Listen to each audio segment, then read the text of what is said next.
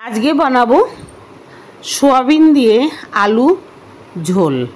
কি করে বানাচ্ছি সেটা আপনারা প্রথম থেকে লাস্ট অবধি আমার সঙ্গে থাকুন। কড়াইতে জল দিয়েছি, দেব একটু লবণ। লবণটাকে নাড়িয়ে নিয়ে এর মধ্যে ছেড়ে দেবো সোয়াবিনগুলোকে। লবণটা দিলে কি হয়, সোয়াবিনের মধ্যে লবণটা ঢুকে যায় আর টেস্টটাও বেড়ে যায়। তো দেখুন আমার জলটা ফুটে গেছে, সোয়াবিনগুলো বড় হয়ে গেল। এবার আমি নামিয়ে নেব অন্য একটা পাত্রে আর ঠান্ডা জলে ভালো করে ধুয়ে নেব। এদিকে নিয়েছি মশলা, পেঁয়াজ, টমেটো, কাঁচা লঙ্কা, আদা, রসুন, দারচিনি, কতগুলো জিরা। কড়াইতে দিয়ে দিলাম তেল। তেলের মধ্যে আলুগুলোকে ভালো করে আমি ভেজে নেব। আলুগুলোকে ভালো করে ভাজবো। অল্প করে আলুর মধ্যে লবণ দেব। লবণ দিয়ে লাল লাল করে ভেজে নিয়ে আমি উঠিয়ে নেব।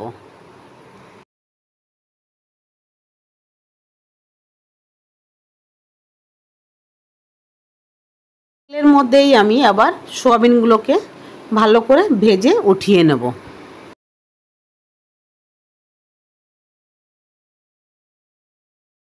সোয়াবিনগুলো উঠিয়ে আবার তেল দেব। তেলটা গরম হয়ে গেলে দেব জিরা, দারচিনি ফোড়ন। ফুটে যাওয়ার পরে দিয়ে দেবো পেঁয়াজ কুচি। অল্প করে দেব এবার একটু লবণ। লবণ দিয়ে পেঁয়াজটাকে ভালো করে নাড়িয়ে কিছুক্ষণের জন্য আমি ঢাকা দিয়ে দেবো। তাহলে পেঁয়াজটা আমার একটু নরম হয়ে যাবে জলদি করে। পেঁয়াজ একটু লাল হয়ে গেছে, দিয়ে দেবো মশলা বাটা আর টমেটো। ভালো করে নাড়াবো চাড়বো আর অল্প করে একটু আমি জল দেব।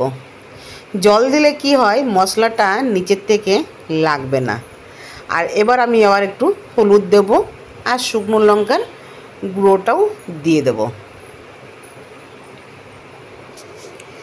নাড়িয়ে চাড়িয়ে আবার কিছুক্ষণ আমি ঢাকা দেব। তো দেখুন মশলা থেকে তেল বেরিয়ে এসছে, তার মানে অনেকটাই হয়ে এসছে। এবার এর মধ্যে টমেটোগুলোকে আমি কুচু কুচু করে দেবো। দিয়ে দেবো হচ্ছে আলু আর সোয়াবিন। ভালো করে আমি নাড়তে থাকবো। হয়ে গেছে, দেখুন তেল বেরিয়ে এসছে। অল্প করে গরম জল দেব। সাইডে গরম করে নিয়েছিলাম, গরম জলটা দিয়ে দিলাম।